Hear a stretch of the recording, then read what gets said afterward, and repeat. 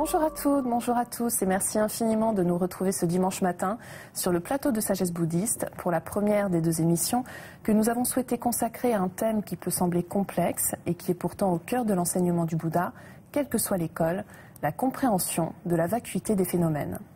Cette expression peut prêter à confusion car on a souvent l'habitude de confondre vacuité et néant, alors qu'il faudrait plutôt comprendre la vacuité comme la nature de toute chose. Que désigne plus précisément cette notion du point de vue bouddhiste, mais aussi dans le domaine de la psychologie? En quoi est-ce une vérité universelle? Que nous dit plus précisément le Bouddha à ce sujet? Je vous propose de retrouver pour en parler nos deux invités, Roland Reich et Christophe André.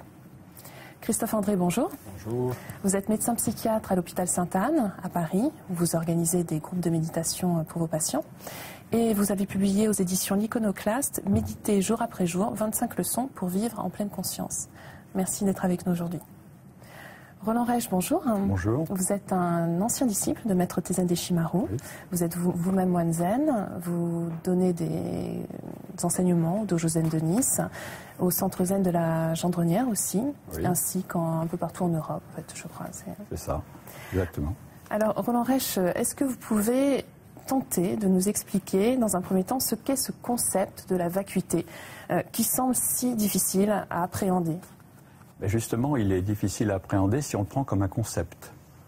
Car la vacuité n'est pas un concept. Alors, qu'est-ce que la vacuité? C'est quelque chose dont on peut faire l'expérience, puisque c'est la véritable nature de notre propre existence et de toutes les existences. Et ça signifie que tout ce qui existe est dû à des causes, est conditionné, donc n'existe pas par soi-même.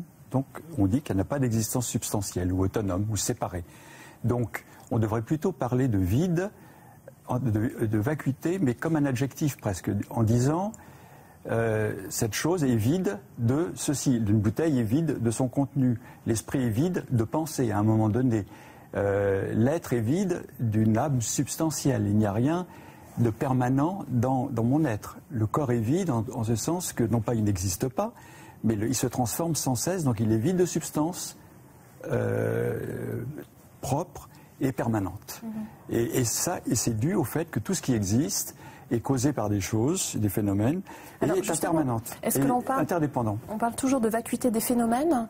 On parle toujours de vacuité des phénomènes, oui, parce que les phénomènes sont vacuités par leur nature propre, parce qu'ils sont créés, et que tout ce qui est créé dépend d'une cause, donc n'a pas d'existence autonome, n'a pas d'existence propre. Donc, dans le bouddhisme, tout ce qui est causé est vacuité. Parce que ça ne veut pas dire que la chose qui est causée n'existe pas, mais n'existe pas par soi-même, c'est tout. Donc existe dans l'impermanence, donc dans la possibilité de se transformer, d'évoluer, dans des relations d'interdépendance, et c'est ça qui est la véritable nature de notre propre existence et de tous les phénomènes. Alors, qu'est-ce que vous en pensez, Christophe André? C'est vrai qu'on a tendance à rapprocher ce mot de vacuité de la notion d'interdépendance, d'impermanence aussi. Oui. Enfin, moi, je suis ravi d'écouter un maître bouddhiste en matière de vacuité, puisque c'est vrai que c'est quelque chose qu'on aborde avec beaucoup de prudence, voire d'inquiétude, parfois, ces notions de vacuité. Et c'est un peu, vous savez, comme la douleur ou l'éternité. On sait bien que la douleur existe, on sait bien que l'éternité, d'une certaine façon, existe, mais au moment de l'expliquer, ou même le temps, on est vraiment démuni, parce que c'est quelque chose, à mon avis, qui ne peut s'approcher réellement que par l'expérience. Et effectivement, à notre petite échelle, de la perception psychologique de ce que peut être la vacuité, il me semble qu'on peut approcher ce ressenti de vacuité, cette expérience de vacuité, en prenant conscience de l'impermanence de ce qui nous arrive, de ce que nous percevons, et en prenant conscience de manière répétitive. Et je crois que c'est la répétition de ces moments où on prend conscience de l'impermanence, de cette mobilité extrême, plus ou moins visible, de ce que nous vivons, de nos émotions, de nos représentations du monde, qu'on peut, par moments, s'approcher de ce que représente la vacuité. Alors justement, Roland Reich, ce qu'il faut dire, c'est que le bouddhisme se place du point de vue de l'absolu, et non pas du relatif quand on parle de vacuité. Oui, il ne se place pas du point de vue absolu, car le mot absolu est un mot absolument non bouddhiste, si je peux me permettre de dire. Parce qu'absolu veut dire une chose qui existe par elle-même, absolument séparée du reste. Alors il n'y a rien d'absolu. Quelqu'un a dit l'absolu dans le bouddhisme, c'est comme un rond carré, ça ne peut pas exister. Par contre, on parle de vérité ultime ou de vérité profonde. Alors par exemple, pourquoi on parle de vacuité, on insiste tellement sur la vacuité, c'est à propos de l'attachement à l'ego, l'attachement au moi. Et donc l'enseignement fondamental du Bouddha, c'est que l'ego est sans substance, l'ego est vacuité. Alors, et ce n'est pas un dogme, ce n'est pas quelque chose dont on essaye de vous convaincre. C'est faites l'expérience inverse de vous demander qu'est-ce que moi, qu'est-ce que je suis. Et nous faisons cette expérience dans la méditation, en zazen, et on s'aperçoit, est-ce que je suis ce corps? Mais ce corps, qu'est-ce que c'est? Et finalement, il se transforme sans cesse. À un moment donné, je suis confortable, à un moment donné, j'ai des douleurs, puis il vieillit, etc. Bon, il est condamné à mourir. Mon esprit, mais mon esprit, qu'est-ce que c'est? C'est des sensations, des perceptions, des sentiments, des désirs. Mais tout ça, dans une séance de méditation, on s'aperçoit que ça change constamment, ça évolue constamment. Donc on dit, finalement, il n'y a pas de substance à l'ego. Alors on dit l'ego est vacuité. Voilà. C'est une manière résumée de dire que l'ego est insaisissable. Mais c'est en fait une notion qui n'est pas une notion, c'est presque un remède thérapeutique pour permettre le détachement de l'ego. Alors on verra ça plus particulièrement dans l'émission de la semaine prochaine, mais on dit aussi souvent que c'est une vérité universelle.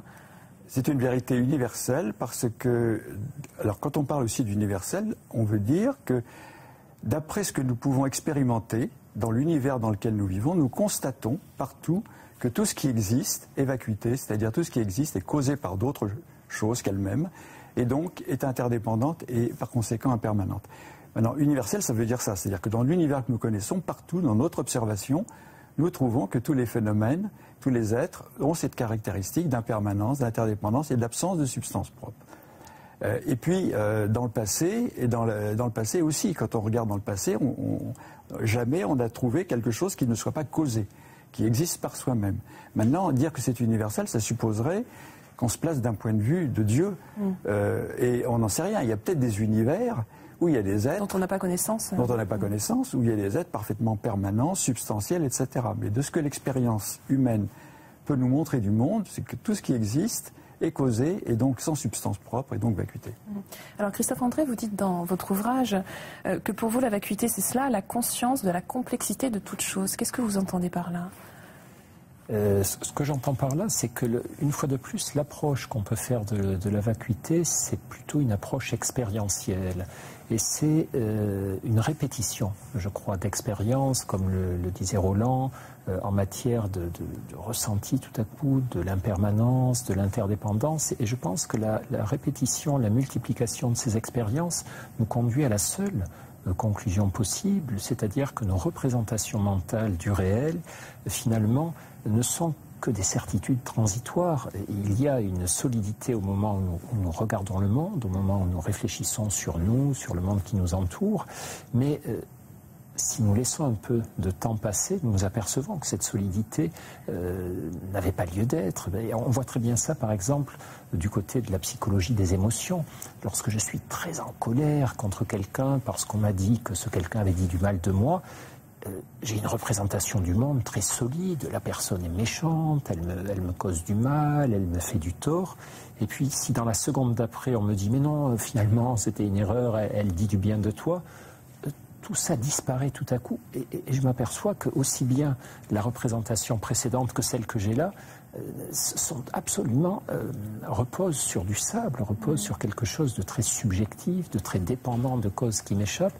Et je pense que chaque fois que nous arrivons à prendre conscience de cela, nous nous rapprochons effectivement de cette force potentiellement très libératrice qu'est l'expérience de la vacuité. Donc on en revient toujours à cette notion de discernement aussi, donc de vision juste. Et je crois que l'expérience de la vacuité, contrairement à ce que croient beaucoup de personnes, ne conduit pas au nihilisme, au désespoir, ou au cynisme, mais doit conduire au contraire à aimer ce que nous vivons, mais aussi à l'aimer avec prudence, avec une certaine humilité, et donc on peut traduire ça par une liberté par rapport à nos attachements.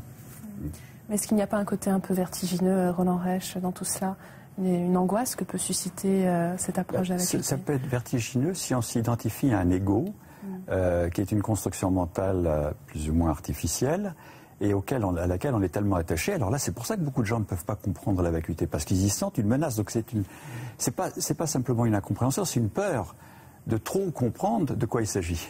C'est-à-dire que tout ce sur quoi je base ma conscience de moi et mon existence, au fond, est sans substance.